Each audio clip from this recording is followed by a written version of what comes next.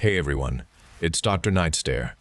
Glad you're here. Before we get into it, hit like and subscribe. It really helps the channel. Quick question before we start. Where are you watching from, and what time is it for you right now? Alright, let's get settled. Get comfortable, let your body relax, and just take it easy.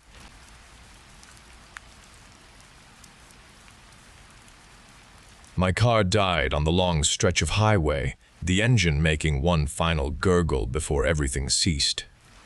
The sudden quiet swallowed the night around me, pressing in close.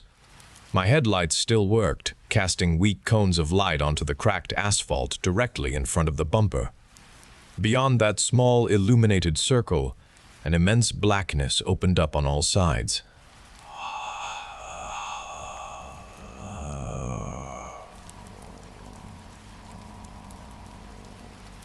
I tried the ignition again, twisting the key, but the engine only coughed without catching. I tried it a second time, then a third, the sound of the starter motor growing weaker with each attempt until it too gave up. A cold dread seeped into my chest, a feeling that went deeper than the chill of the autumn night. I pulled my phone from the console, its screen a bright rectangle in the oppressive darkness. My signal bars flickered erratically, showing one moment of hope before disappearing completely, leaving only a red X. I tried to call for a tow, the phone raising to my ear, but the call never connected. A recorded voice spoke about unavailable service. I stepped out of the car, feeling the grit of the shoulder beneath my sneakers. The air was cold and still.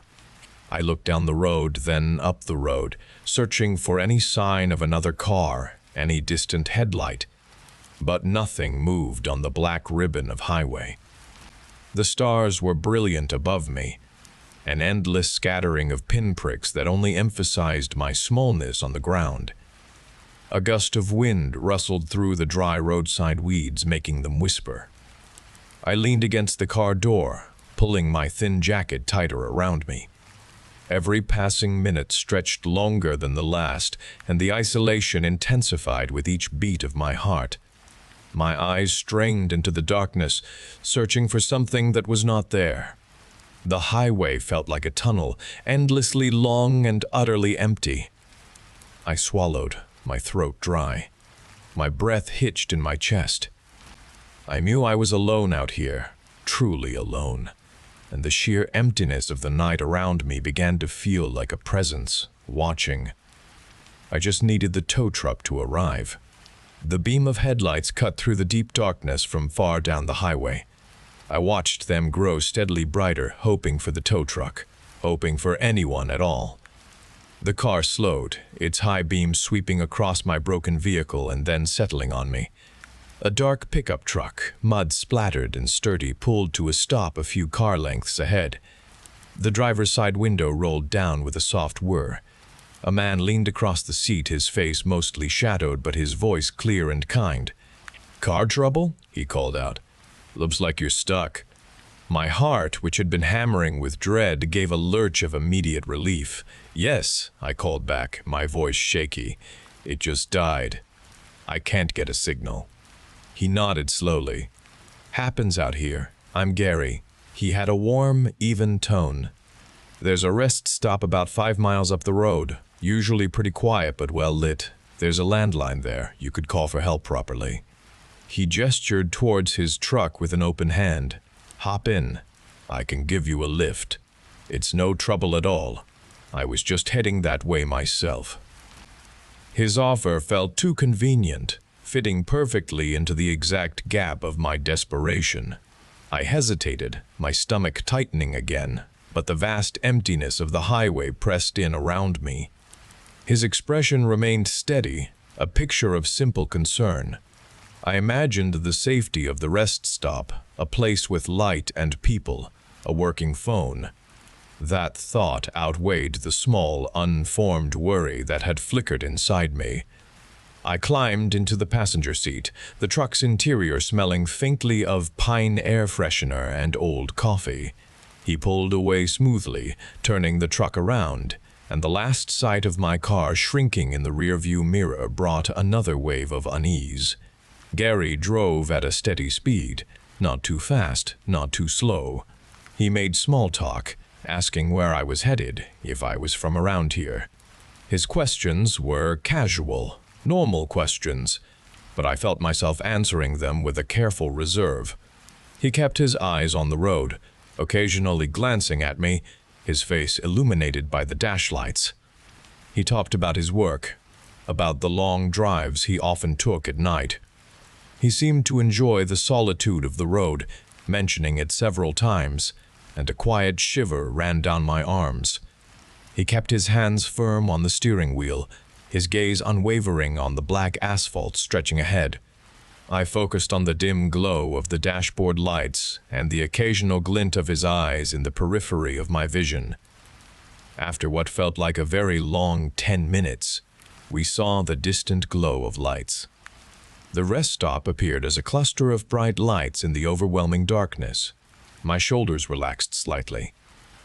He pulled into the parking lot, past a few semi-trucks and a couple of lone cars. The building itself was a low brick structure, well lit by harsh overhead lamps. He parked near the entrance, under the brightest light available. He turned off the engine, and the sudden quiet was less oppressive here, softened by the distant drone of passing highway traffic and the general murmur of the rest stop itself. He turned to me, his face fully visible in the electric light.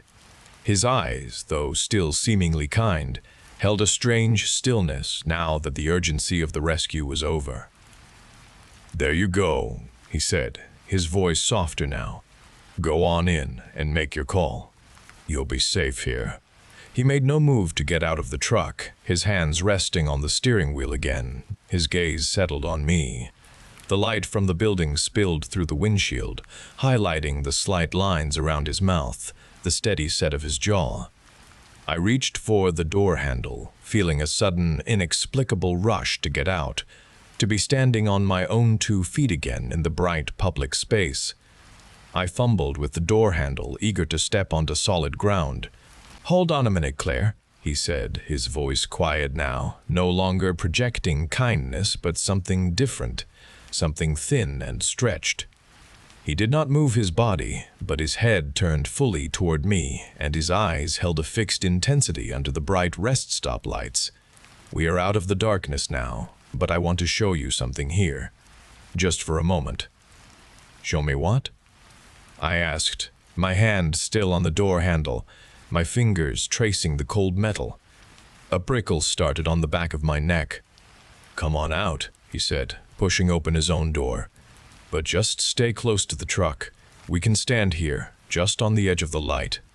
He stepped out, his tall frame illuminated by the overhead lamps, but he moved towards the darker fringes of the parking lot, away from the main building entrance.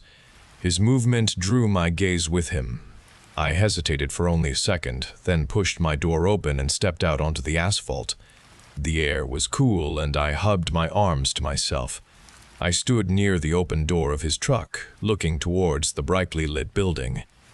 Gary walked a few steps away, moving past the farthest reach of the direct light, and then he stopped.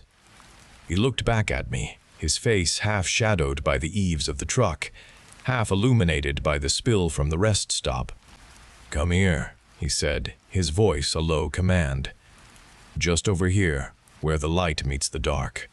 I felt a strange obedience, a pull that came from a deeper place than my conscious mind. My feet moved slowly, carrying me towards him, away from the immediate safety of the bright lights.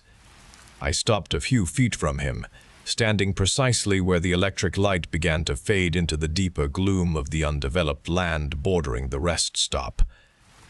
The quiet of the night pressed in again, softened by the distant highway drone. Gary turned his full attention to me. His eyes were wide and steady, unblinking. "I often drive this highway," he began, his voice a monotone, a flat recitation of facts. "I work nights, and the road is usually empty. I see many women just like you, stranded on the side of the road." He paused, and the pause stretched long and thin, filled with an unsettling weight.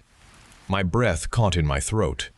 I wanted to move, but my feet felt rooted to the ground, heavy on the cool asphalt. A chill, deeper than the night air, began to seep into my bones. "I stop for them," he continued, his voice barely above a whisper, "almost every time. I always offer help. A lift, a phone call." He gestured vaguely back towards the brightly lit building, the light catching a slight sheen on his skin. "Just like I did for you, Claire. I picked you up out of the darkness and brought you here." He took a shallow breath, his gaze fixed on my face, searching, assessing. His mouth was a tight, thin line. "Do you know why I stop, Claire?" I shook my head slowly, my mouth dry, my jaw tight. I could not speak a single word. My heart hammered against my ribs, not from physical fear, but from a deep dread that began to bloom inside me. "I stop because I want to see them," he said, his voice dropping another notch, becoming almost a secret shared in the dimness between the light and the dark. "I want to see the fear in their eyes, the desperation. I want to be the one who finds them, who is there for them, alone in the dark, when nobody else is around. I want to be the one who knows their vulnerability completely." His words were calm, utterly devoid of any overt menace, his expression strangely placid, but a coldness spread through my veins, a creeping frost that settled deep in my core. "I imagined what I could do," he confessed, and his eyes seemed to light with a strange internal glow that had no warmth. "The things I could take, the power I would have over them, the quiet satisfaction of it all. I think about it, Claire, all the time. Every time I see a woman alone out here, a woman just like you, I think about it. The details play out in my mind, over and over, sometimes for hours, sometimes for days after I have left them safe. My stomach twisted into a tight, sickening knot. My skin felt clammy, and a dizzying sensation washed over me. I wanted to scream, to run, but the sound lodged in my throat and my legs felt heavy, unresponsive. This was not the violence I had feared from the highway, a quick, brutal end. This was something far more insidious, a slow, sickening reveal of a darkness that had no physical manifestation, but lived only in his quiet, calculating mind. "But I never do anything," he said, his voice hardening with a peculiar blend of frustration and self-control. His hands clenched slightly at his sides, then relaxed. "Never. Not once. I get them to a safe place. I leave them there, because I am afraid." He shifted his weight, his gaze dropping to the ground for a brief moment before snapping back to me, the intensity returning. "I am afraid of getting caught. I am afraid of the consequences that would follow. The jail cell, the judgment, the loss of my own life. So I just think about it. I drive away, and I think about what I could have done. The vivid thoughts are enough for me sometimes. They keep me company on the long, empty drives." He lifted his hand, then let it fall. A gesture of helplessness or perhaps resignation, a man burdened by his own nature. And then I find another one, another stranded woman alone in the dark. The compulsion rises up again, and the cycle starts again, endlessly repeating itself out here on the highway. He looked at me with an almost pleading expression, as if seeking understanding for the burden he carried.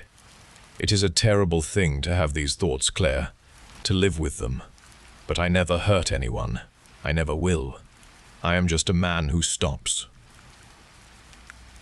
He held my gaze, and I saw a desolate, lonely acknowledgement in his eyes, a confession of his own twisted humanity.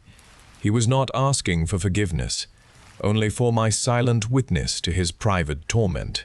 The air between us felt charged with the unspoken horrors of his mind, a silent psychological violation that left me feeling utterly exposed. Gary held my gaze for a long moment, his eyes filled with that desolate acknowledgement. Then he looked away, towards the dark highway, his confession over.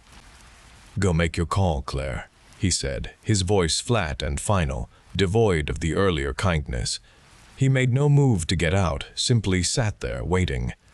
I finally found my legs, turning away from him. My steps were heavy, walking back towards the bright lights of the rest stop building. I did not look back at him. My hand shook as I pushed open the glass door and entered the quiet of the building. I found the payphone on the wall, its receiver cold in my hand.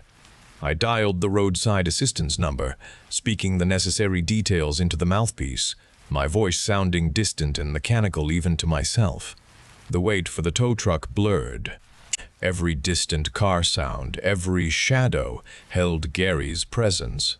I watched the entrance, half expecting his truck to return, even though I knew he was gone.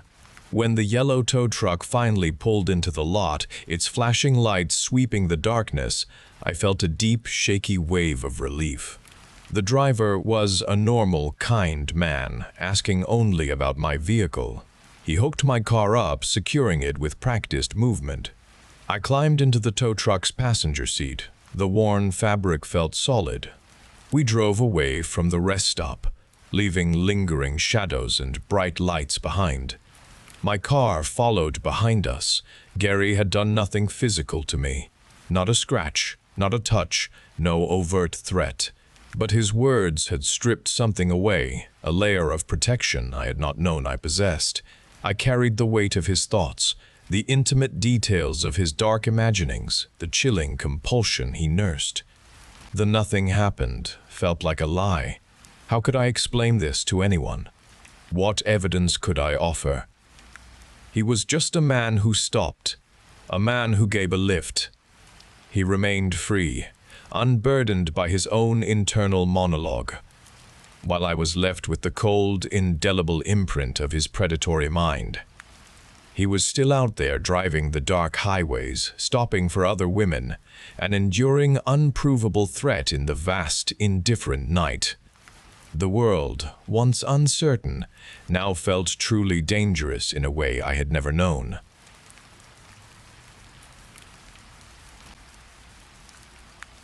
The day after Liam's funeral, the house felt too large, the air too still around us. Mother sat on the living room sofa, her hands clasped around a teacup that had grown cold hours ago, her eyes fixed on nothing in particular. Father stood by the front window, his broad shoulders hunched, watching the steady rain outside wash over the empty street. I walked into the kitchen, my quiet footsteps distinct on the floorboards, each sound lingering. No usual morning clatter of Liam's cereal bowl came from the table, no shouts from his room upstairs demanding attention. The house held only the quiet tick of the clock in the hall and the gentle hiss of water running through the pipes, sounds that usually vanished beneath the bustle of our lives, beneath Liam's vibrant presence. We moved through the rooms with a carefulness, performing small tasks, each action deliberate in the heavy quiet that now filled our home. Then the doorbell rang. It was late, past midnight, the kind of hour when only bad news or a mistake arrives. Father looked up, startled, his face drawn. Mother's head snapped towards the door, a sudden jolt of confusion on her face. Who could be there now? I walked towards the door, my heart beating a slow, heavy rhythm against my ribs. I turned the lock and pulled the door open. Liam stood there. He was soaked from the rain, his dark hair plastered to his forehead. His clothes, the same dark suit he wore for his funeral, clung to him, wet and mud-streaked. His eyes, though, were what caught me. They held no light, only a deep, flat blackness that seemed to absorb the dim hallway illumination. A desperate hope filled me, a rush of joy and terror.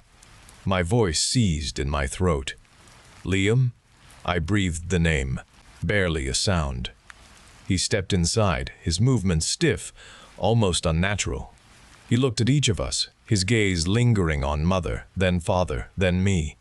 His lips parted, a dry, cracking sound escaped. They are coming," he said, his voice raspy and alien. "You need to go. Now."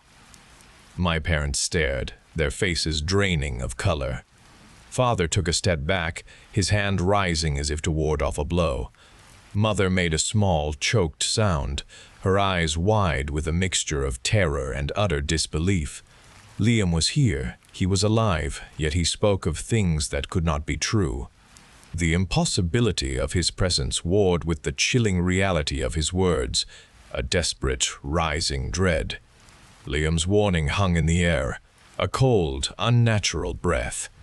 He turned slowly, his black eyes sweeping over us one last time, a silent plea or an accusation in their depth.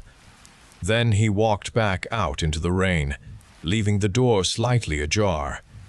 We did not move, did not speak, simply watched the empty doorway as the rain continued to fall. The sound suddenly filled the house, days blurred into a haze of unspoken terror. We tried to return to some semblance of life, each of us pretending his words had been a delusion, a cruel hallucination brought on by grief. We avoided looking at the door, avoided the windows after dark, but the quiet dread settled over us. Every creak of the house, every rustle of leaves outside became a potential threat. Father checked the locks again and again. Mother retreated further into herself, her gaze often fixed on the front door, a fearful expectancy in her eyes. I felt a cold knot tightening in my stomach, a constant awareness of the outside world pressing in. It happened again a week later. The doorbell rang just after midnight. This time the sound ripped through the fabricated calm of our denial. Father, his face pale and drawn, walked to the door with slow, desperate movements. Mother clutched my arm, her grip painful. He peered through the peephole, then stumbled back, a gasp escaping his lips. His hand trembled as he unlatched the locks. Liam stood there again. He was worse. His gray skin pulled taut over his cheekbones, and his lips were cracked and bleeding. One eye sagged slightly, a milky film clouding its surface, while the other still held that terrifying, flat blackness. He shivered, his body shaking violently, not just from the cold, but from some inner torment. His torn suit was caked with mud and what looked like dried blood, a dark stain blossoming across his chest. "They are closer," he croaked, his voice a raw whisper, barely audible over the rain. "They know you know. Let me in. They are here." Father recoiled further, a guttural sound rising in his throat. This was not our Liam, not fully. Mother started to weep, her body shaking. The image of the son we buried, the boy we loved, warred with this broken, frightening thing on our doorstep. I felt a cold fear mix with something else, a protective urge to keep this out. It was no longer about saving Liam, but about saving ourselves. "Let me in," Liam pleaded, his voice gaining a desperate edge. He took a staggering step forward. Father slammed his hand against the doorframe, stopping Liam. "No," he said, his voice thick with agony and resolve. "You cannot come in." He did not come in. He did not call him Liam. He just said you. A terrible silence descended, broken only by the incessant rain. Liam's good eye, the one still black and piercing, fixed on Father with a wounded intensity that twisted my gut. He was a stranger. He was a monster. He was still our son. Then the sounds began. A faint scratching started on the side of the house, a dragging noise that moved along the wall. It was just outside, too close. A soft thud echoed from the porch floor, the sound wet, then another, as if something heavy had been dropped. A whisper, low and deep, seemed to slither from the shadows beyond our porch light. A language I could not understand but felt deep in my bones. Liam stared past us into the darkness of our living room, his face contorted with pure terror. "They are here for you all," he rasped, his voice barely a breath. He turned slowly, his eyes now wide with a terror that mirrored our own, but was far deeper, far more immediate. He looked at the shadows, at the corners of our house, at the street beyond. The scratching intensified, now joined by a scraping sound closer to the door, a slow, deliberate movement against the wood. Father, his face a mask of horrified decision, shoved the door closed with heavy force, his action desperate. The click of the lock echoed like a gunshot in the sudden quiet. Father's sudden, desperate action of closing the door left a ringing quiet. He stared at the locked door, his chest heaved, his eyes wide with a horrifying realization. He moved to the small glass panel beside the door, bending low to peer through it. His gaze dropped to the ground outside. I moved closer, following his terrified stare, and then I saw them. Not just Liam's muddy prints, but many others, crisscrossing the wet porch planks, trailing into the flower beds, leading all around the house. Their shapes were odd, long and narrow, with multiple points, unlike anything human. A cold shiver ran through me, confirming Liam's warning. Mother pulled away from my side, stumbling back into the living room. Her hands covered her mouth. "What do we do?" she asked, her voice thin. Father stood upright, turning to face us. His eyes darted around the room as if searching for an escape. "There is no escape," he said, his voice final. "We are trapped." The house groaned around us. The scratching sounds on the side walls began again. They were louder, more numerous, a frantic sound that seemed to surround the entire structure. Thumps began on the roof, soft at first, then growing heavier. Objects dropped repeatedly onto the shingles. A scraping noise started at the front windows, a long grind against the glass that made us flinch. We heard shifting sounds from the back door, a soft, insistent rattling of the handle. They were testing every entry point. Then, piercing through the clamor, Liam's voice echoed. It was distorted, stretched, a chilling sound that seemed to emanate from the very air within the house, from the walls and the floor. "You cannot hide forever," he whispered. The words slithered into every corner, filling the space with his dread. "They are here for you all. They know you know." The voice faded, replaced by a greater assault. A violent banging started against the front door. The force shook the entire frame, threatening to splinter the wood. The sounds grew louder, more frantic, a relentless pounding that rattled the pictures on the walls. Then the doorbell rang. It rang once, then again, then again. A ceaseless, piercing peal that drilled into my brain. I looked at the clock on the mantelpiece. It read 17:13 a.m. The doorbell kept ringing, a continuous, demanding chime, announcing their inevitable entry, a promise of horror that would never stop.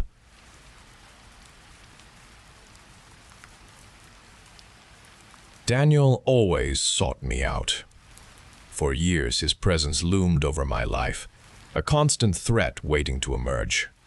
I was frail, an easy target for his cruel games, and he relished every moment of my misery. He particularly loved watching my eyes well up with fear, a twisted satisfaction glowing in his own as I trembled. This unending torment carved deep into my spirit, leaving me hollow and alone. One Tuesday in late January, a freezing wind whipped through the school grounds, biting at exposed skin. I walked home, hugging my books close, and the air stung my cheeks. Daniel appeared from behind the row of snow-laden hedges, blocking my path. He showed a predatory smile. He said nothing, simply shoved me against the icy brick wall, and my head struck the hard surface. Pain exploded behind my eyes, blurring the world. He grabbed my coat collar, lifting me, then slammed my body back against the wall repeatedly. My bones ached. He swung his fist, connecting with my nose, and blood immediately gushed hot down my chin. I crumpled to the ground, disoriented, seeing the world spin. Daniel knelt over me, his face close, and I saw tears streaming from his eyes, not from sorrow but from an unsettling intensity. This unusual display did not stop him. He kept hitting me, a relentless assault of blows raining down on my ribs, my stomach, my arms. I curled into a ball, trying to protect myself, unable to fight back, and each impact stole my breath. He finally stood, leaving me sprawled on the cold concrete, my body racked with throbbing pain.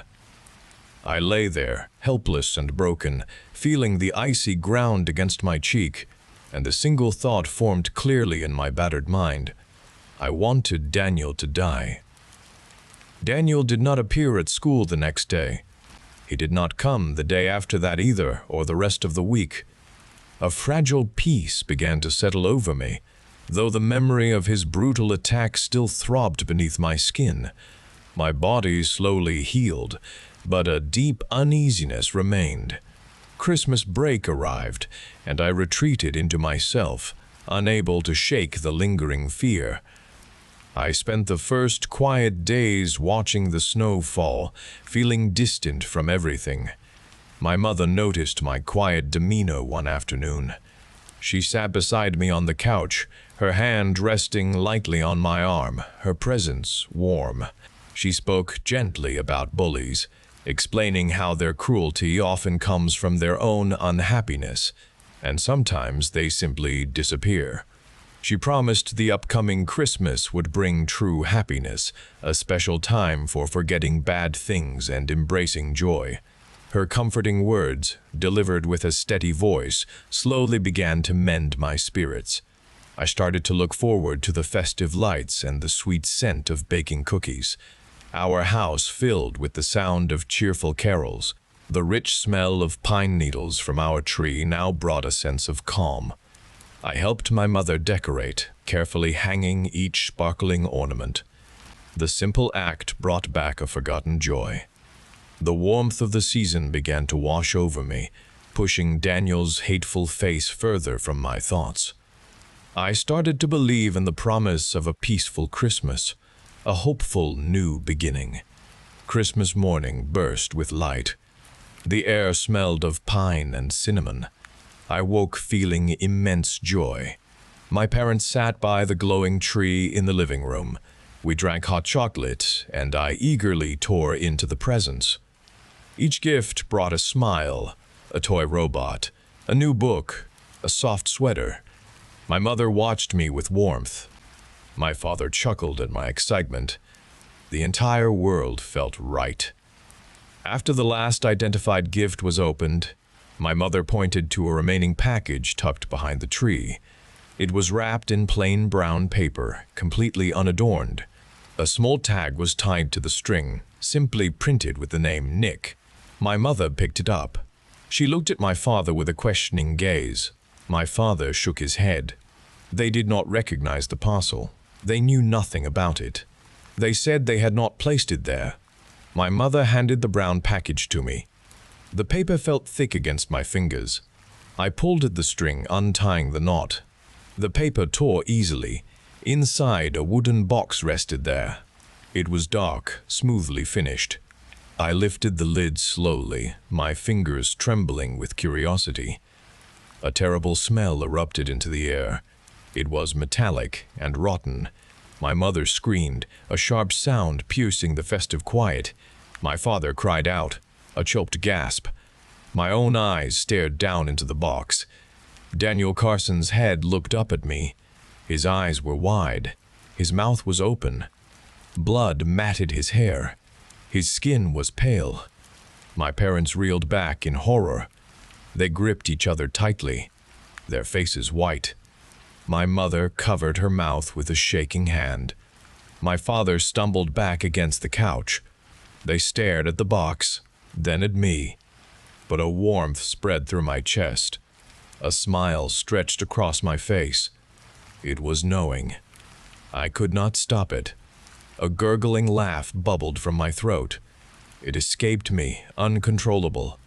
My laughter filled the quiet room.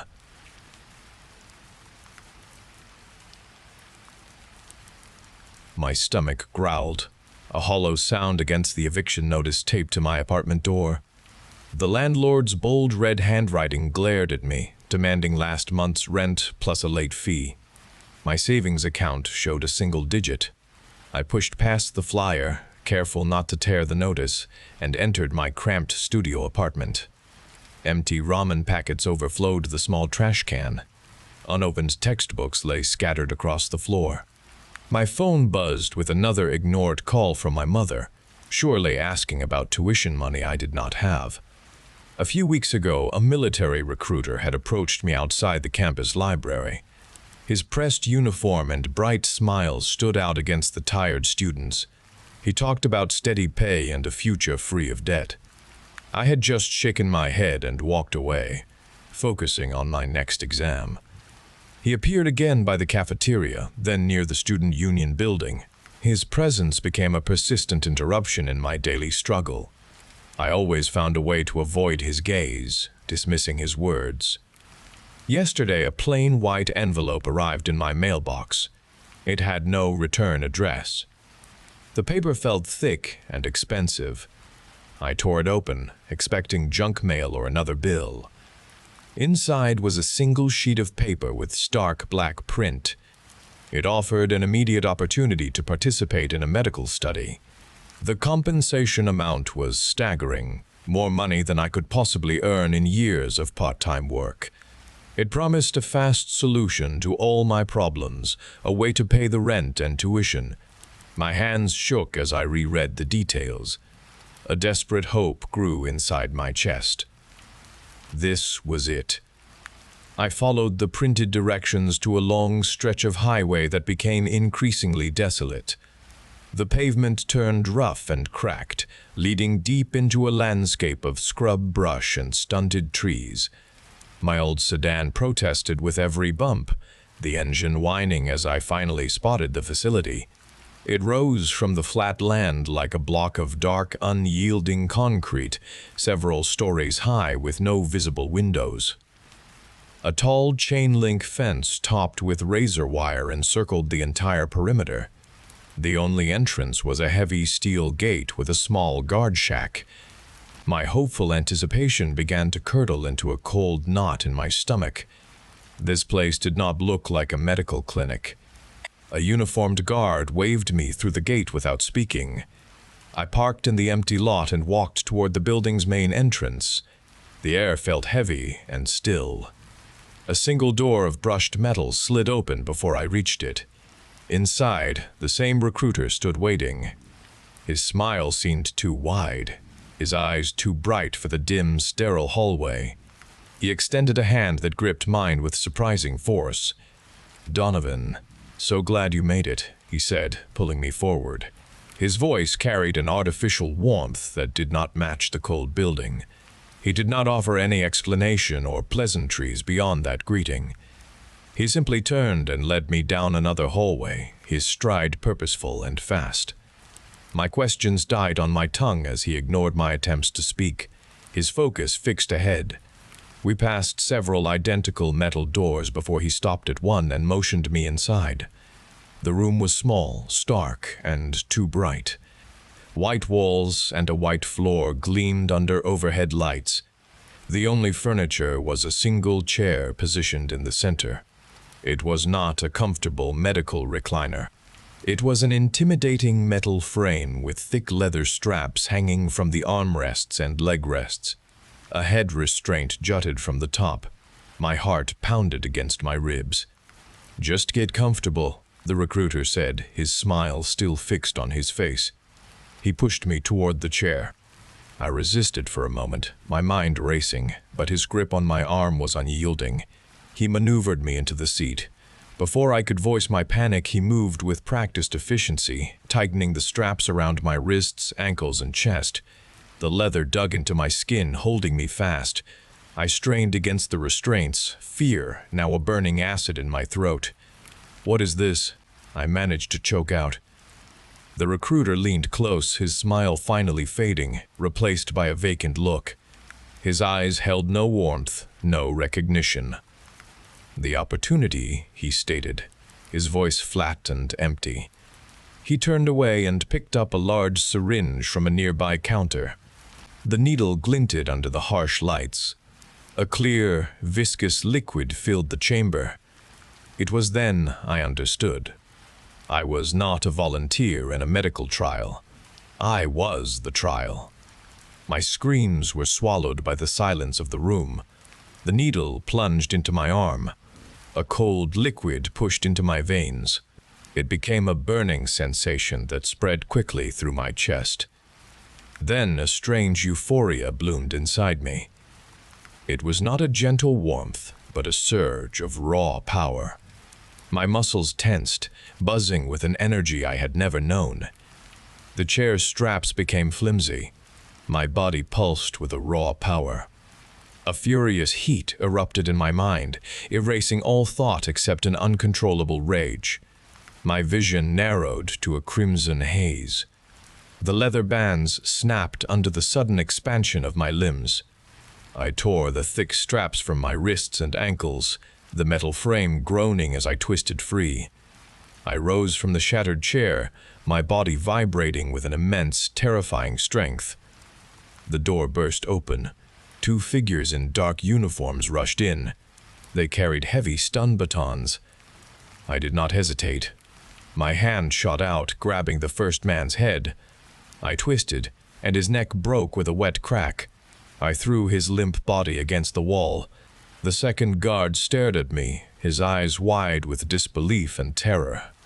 I lunged, my fingers closing around his throat. I squeezed until his struggles stopped. The recruiter appeared in the doorway, his face pale with horror. He began to back away, stumbling. I moved faster than he could react. I seized him, lifting his struggling form from the floor.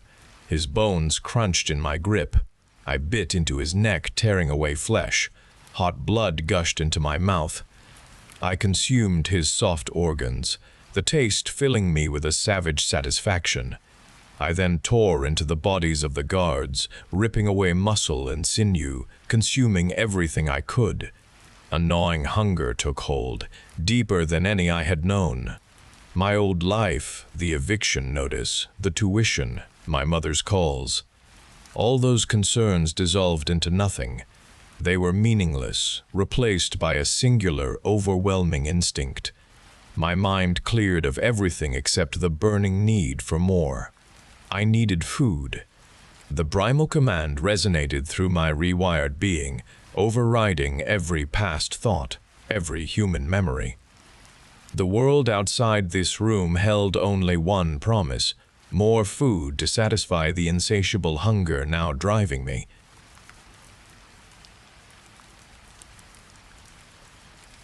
The night was dark and bitterly cold. The moon stayed hidden behind thick clouds, casting no light upon the world. I walked into the dense blackness, my boots crunching on frozen ground, searching for him. He was a living shadow, a creature who reveled in the dark. This hunt was a ritual, one I undertook every single night. The cold bit into my exposed skin, numbing my fingers and stiffening my jaw. I could barely see my hand moving in front of my face. The world outside appeared a shapeless void around me. Despite the near blindness and the biting wind, I pushed forward. There was no question of stopping my mission. I needed to find him before the night ended. The search carried me towards the cow pasture, a common first stop on my nightly route. I saw Henry, the large bull, standing near the fence line. "Henry, have you seen him tonight?" I called, but the wind swallowed my words. This was a question I asked him every night, a futile act I performed out of habit. The herd watched me with dark eyes, their bodies still against the cold air. They stood unmoving as I passed them. My boots crunched on the frozen ground, the only sound. The cold wind howled, swallowing my calls. This search always felt like an endless circular task. The relentless search wore on my body. My limbs felt heavy and stiff from the cold, and weariness settled into my bones. I almost gave in to the urge to turn back towards the warmth of the house. I hoped he would simply appear on my return path. I raised my flashlight again. sending a focused beam into the absolute blackness. The narrow light landed directly on a pair of eyes. They were small and gleamed close to the frozen ground, reflecting the single beam back at me. "There you are," I said aloud, my voice hoarse from the cold air. "I knew you were playing this game." The eyes blinked once and then moved out of the flashlight's beam, disappearing into the surrounding darkness. The light showed an empty patch of ground, but I knew he was still close by, his presence confirmed. I turned and walked toward the house, feeling the cold wind push against my body with every step. I reached the door and pulled it open, allowing warm air to escape into the bitter night. The shadow skittered past my legs and vanished into the lit entryway. In the warmth and light of the entryway, Bailey appeared. He was a black lab mix, and he was large. His tail wagged. He looked up at me with a smug expression that showed his triumph. I sighed. "You do this every night, Bailey," I said. "You know you cannot stay outside in the freezing cold. You just love making me come looking for you. Now come on, get your food."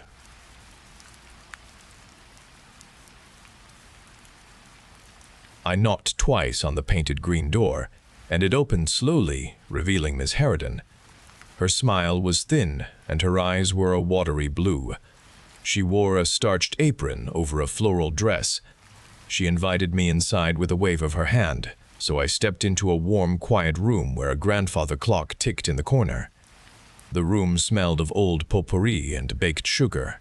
She gestured toward a plush armchair, and I sat down on the soft fabric. A silver tray waited on the polished coffee table where 2 cups and saucers sat ready. The teapot was a delicate porcelain. She poured the dark liquid into one of the cups. "Officer Dudley, a cup of tea will certainly help calm the nerves during such troubling times," she said, her voice a reedy sound. I took the offered cup, feeling the porcelain warm in my hand. "Thank you, Miss Harridan. I appreciate the hospitality." She settled herself opposite me, her gaze fixing on the second unused cup. Such a shame about those poor children. It must be difficult work searching for them. Her eyes held a distant look. I nodded. "It is, ma'am. We're doing everything we can." She traced the rim of her empty cup with a finger. "This set was my sister's. She always loved a good tea. We never used it after she left us." She paused, then added, "I keep it ready, though, just in case." I took a sip of the tea, finding it strong and flowery. "A lovely set, ma'am," I offered. She smiled again, that thin smile, and her gaze drifted around the room. "It does seem a waste to have it just sit there. All these fine cups, unused." She looked back at me, her voice dropped. "Such a large house for just one person, isn't it? Plenty of space, plenty of rooms."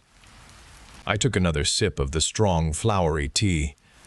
A strange warmth spread through my chest, calming the persistent edge of weariness I carried from weeks of searching. Ms. Harridan watched me, her watery blue eyes unblinking. "Tell me, Officer Dudley," she began, her voice soft, "what is the most challenging part of your work? Finding lost things or dealing with people?" The question seemed innocent enough, yet it held a particular weight. I found myself wanting to answer truthfully, a sudden urge to confide in this elderly woman. "People can be difficult, ma'am," I admitted, the words coming easily, "especially when they don't want to be found or when they cause trouble for others." The tea felt good, almost like a balm on frayed nerves. I felt a pleasant fog begin to settle over my thoughts, making everything feel simpler. Miss Harridan nodded slowly, her thin smile returning. "Indeed, people do cause trouble. They are often rather inconsiderate of others' peace, aren't they? Always making noise, always demanding attention." She leaned forward slightly, her gaze unwavering. "Children, in particular, can be quite a handful, full of energy, full of demands." My hand trembled slightly as I lifted the cup again. The tea was incredibly soothing. "Yes, ma'am.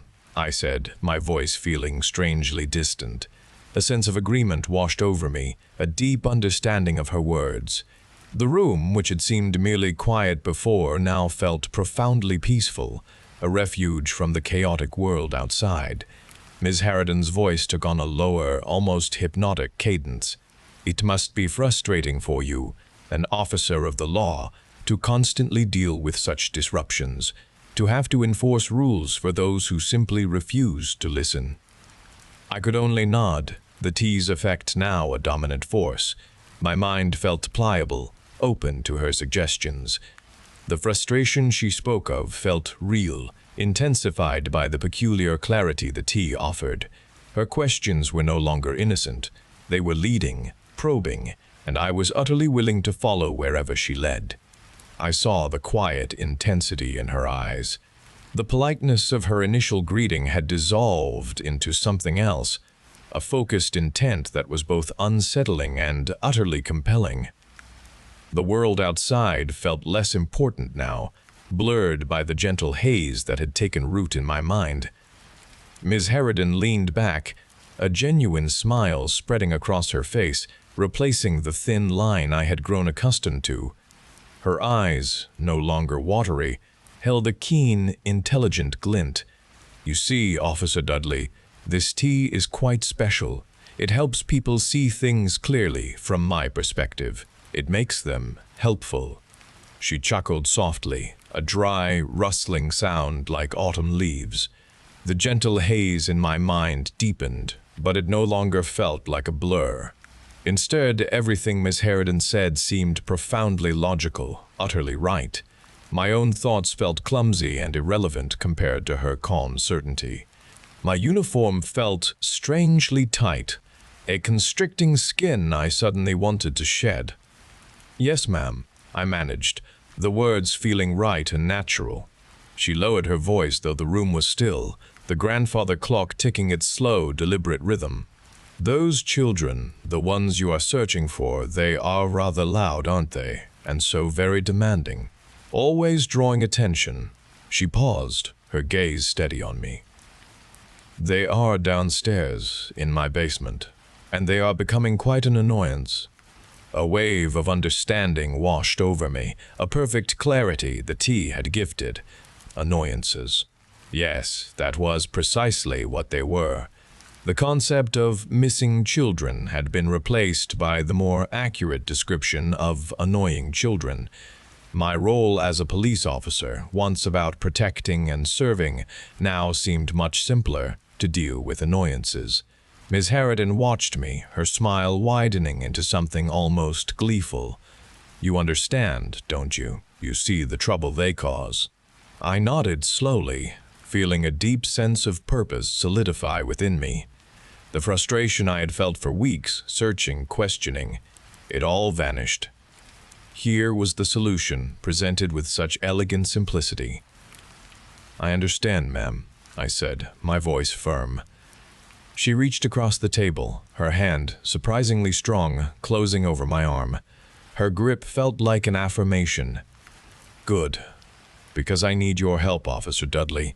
You know how to make people comply." She released my arm.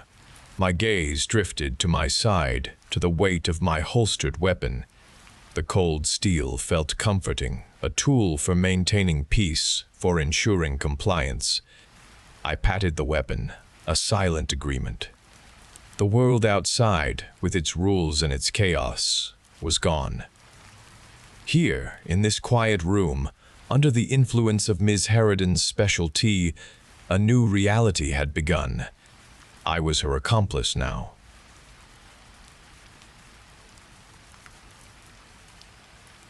My mouth pulled wide, a smile pasted firmly on my face for all to see. My cheeks ached from holding the pose, but I maintained it, showing only absolute cheer. My eyes moved quickly to the door, a brief scan for Mama and Papa hiding within. Their lives relied on this act, and my convincing happiness was their only shield. My stomach tightened with worry, forming a hard ball inside. I kept my posture straight, my head angled just so. I clapped my hands together, a sudden, loud sound in the still air. The bright ribbons on my dress spun as I turned, projecting an artificial delight for any observer. My body felt rigid, every limb tense. I had to be perfect, because one wrong movement, one lapse in my performance, meant everything would collapse. I let out a high, clear laugh then, a sound that did not feel like my own, originating from my throat. It echoed in the quiet room, a forced merriment filling the space. My heart beat fast against my ribs. The front door clicked open then, a small sound against my forced laughter. Our neighbor, Mrs. Gable, stood on the threshold, her mouth pulled wide in a smile of bright cheer. Her eyes stayed fixed on me, unblinking. She surveyed my face, lingering on the tightness of my cheeks and the sparkle in my eyes. A small bell, the kind children wore on their collars during the Festival of Joy, tinkled softly from her wrist when she shifted her weight. "Is that the proper joy I hear, little one?" Her voice was sweet, but each word felt sharp, cutting through the thin air. I spun again, my ribbons flying. My hands clapped together, a loud, sharp sound that echoed in the quiet room. Her gaze followed my every movement. Her stare stayed fixed, missing nothing. "You seem very busy today, preparing for the festival, aren't you?" She took another step inside, closing the door behind her with a soft click. "Oh yes, Mrs. Gable." I am bursting with joy. I practically shouted, my voice straining. She took a step further into the room, her gaze sweeping past me towards the darker corners where Mama and Papa hid. My stomach clenched tighter, pulling into a painful knot. "Last year, your cousin Thomas found the joy a little late, did he not?" Her voice remained soft, but a chill ran down my spine. He had to be shown the way, I recall. The festival teaches valuable lessons about promptness. "Are you truly ready to celebrate the Festival of Joy this year, my dear?"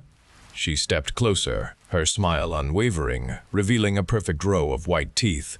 Her eyes, however, seemed to probe deeper now. My own smile tightened, feeling brittle now. I nodded vigorously, almost hurting my neck. "I am, Mrs. Gable. Truly, truly ready. My heart sings with it." She stopped a few feet from me, her head tilted slightly. "Because the festival does not tolerate tardiness, nor does it forgive incomplete joy. The celebration requires full participation, always." Her gaze swept across my face one last time, a final assessment before she turned her head slightly towards the hidden door. Mrs. Gable's head tilted further, her eyes shifting past me, towards the window. I heard a rhythmic thudding from outside, measured footsteps joining in unison.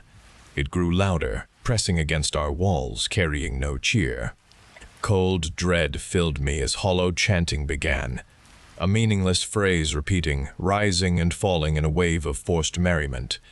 This sound signaled the celebration's beginning. The thudding became deafening. Chanting vibrated through the floorboards.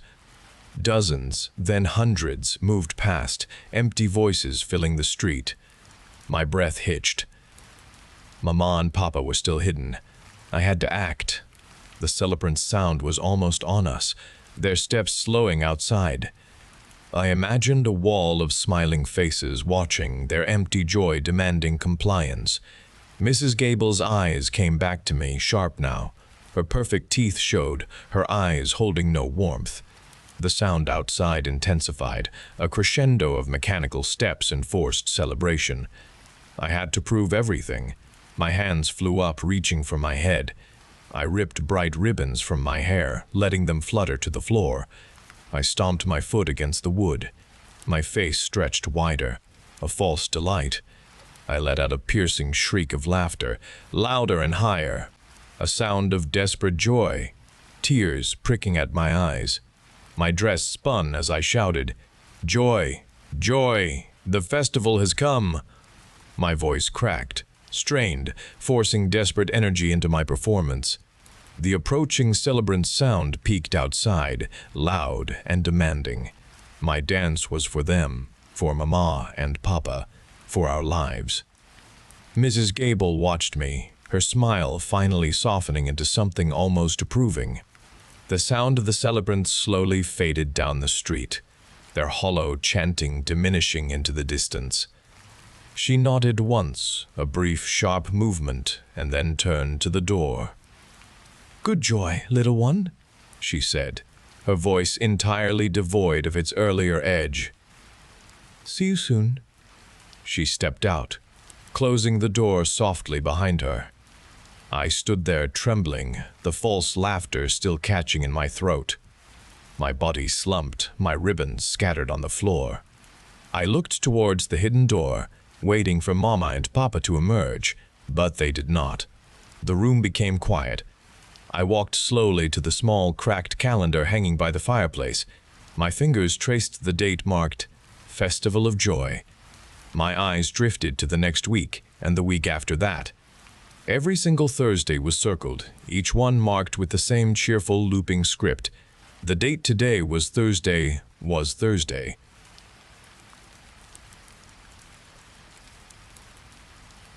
My father spent his entire life turning bodies into ash. He died in a house fire. The irony did not escape me, nor did it soften the bitter taste in my mouth. I now inherited his crematory, a place I wished to burn to the ground myself. My girlfriend Clara suggested we could make a good living from it. Her voice sounded hopeful but naive.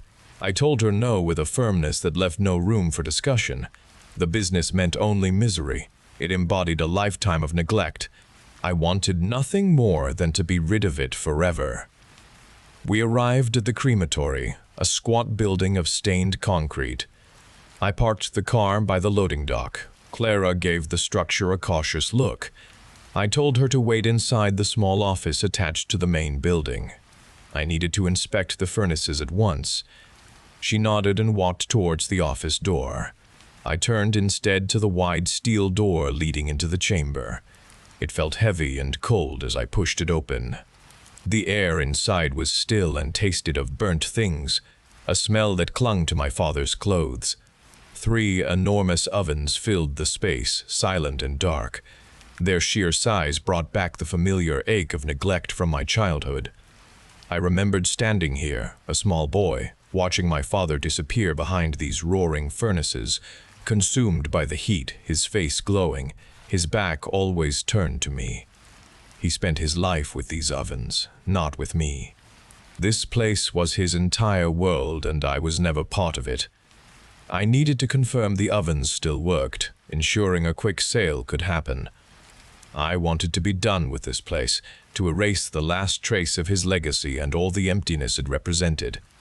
I located the control panel on the wall, its buttons worn smooth from years of use. I pressed the ignition button for the central oven.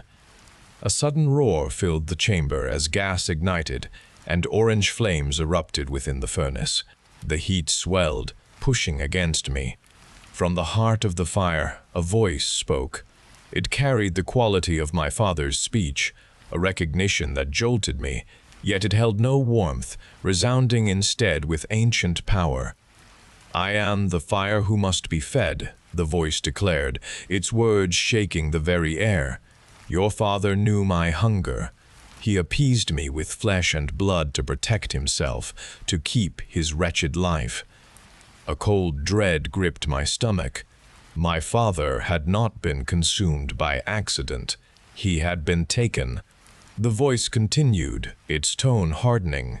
"You will continue his offerings, or you will share his end, transformed into the sustenance I require." The revelation struck me with force. This entity, the fire who must be fed, existed.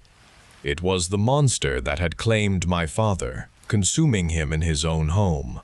This was the dark secret of his miserable life, the true reason for his lifelong devotion to this place, the hidden cost of his survival. He had not neglected me for work. He had neglected me to feed this thing. This was his burden, now mine. My lungs burned as I stumbled back, sweat pouring down my face and stinging my eyes. I burst out of the chamber door, my legs trembling. Taking ragged breaths, I forced myself to stand still. trying to regain control. Clara stood there in the entryway, a stout man beside her. She smiled warmly, her hand resting on his arm. "This is Mr. Davies," she said, "the real estate agent I told you about."